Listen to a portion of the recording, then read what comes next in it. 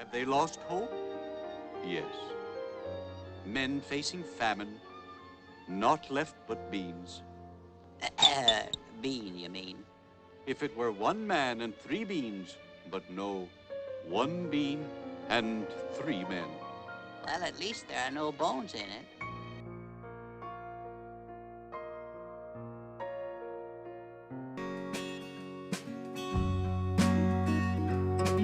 There's still a lot of gap when it comes to the need for food, and a lot of that is because charitable organizations like MANNA and our partners can't possibly source enough food to feed everyone who actually needs food.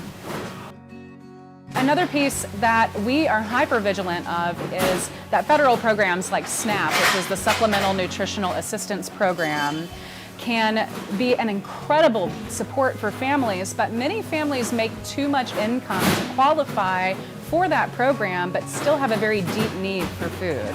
That's what we call the grocery gap. One of the things that's very important to us and Feeding America, our national member organization, is that advocacy with our legislative representatives.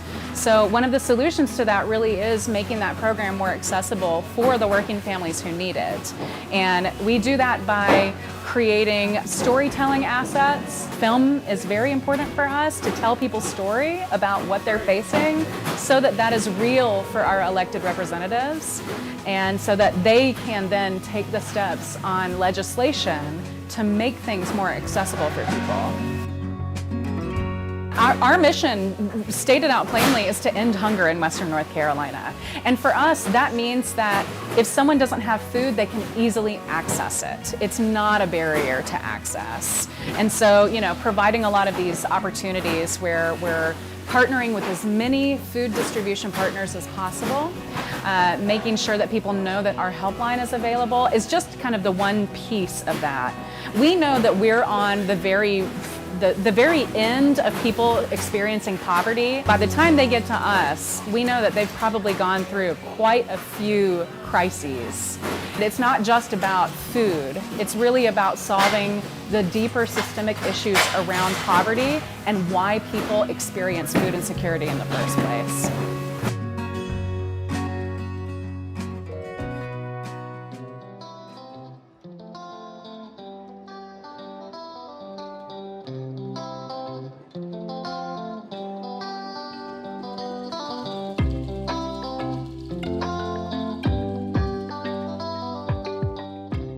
Every day at the Boys and Girls Club, we serve several hundred kids right off the school bus or our own vans and buses in our transportation fleet. And in they come in the door, and we have a schedule full of awesome programs and activities designed for their grade level.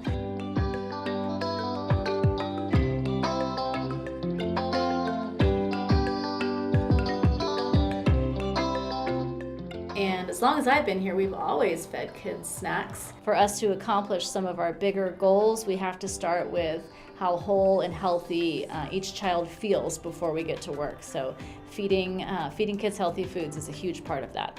What we're really going for is giving each child what is called the optimal club experience. That means that every day we want every child who comes to the club to have fun and a sense of belonging, to have supportive relationships, to be in a safe environment.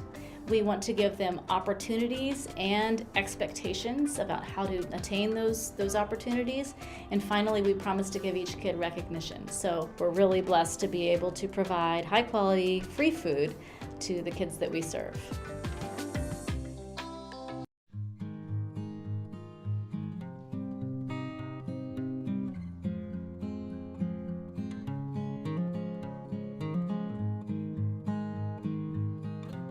Council on Aging, through our Meals on Wheels program, through our Shipped Meals program, through our Congregate Meals program, serve around 350 to 375 clients every week. And that's a total of anywhere from 1,600 to 1,800 meals a week. My experience is that the people who are homebound, which is the majority of people we serve with Meals on Wheels, are people who can't get out because of physical or mental difficulties. And also transportation is a huge issue in this county. Like I say, my family's far away. One's in Connecticut and one's in Alaska, so I am by myself, you know, and I get a hot meal 5 days a week for lunch, which is wonderful. There are resources in our community for receiving food. Many good food pantries that people have access to if they can get there. We also have a congregate meal site with the Council on Aging where people can gather and share a meal together and have that companionship.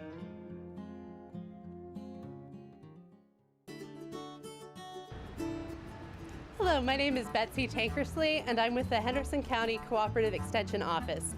The branches of our office try to help individuals in our community that have limited resources in different ways. For example, our horticulture agents work with Bullington Gardens and other individual organizations to help people grow their own food.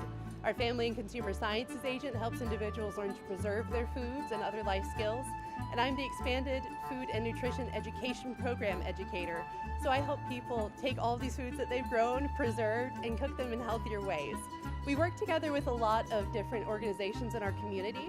We work with the Department of Public Health, our Henderson County Public School System, everyone that we can work with to serve members of our community.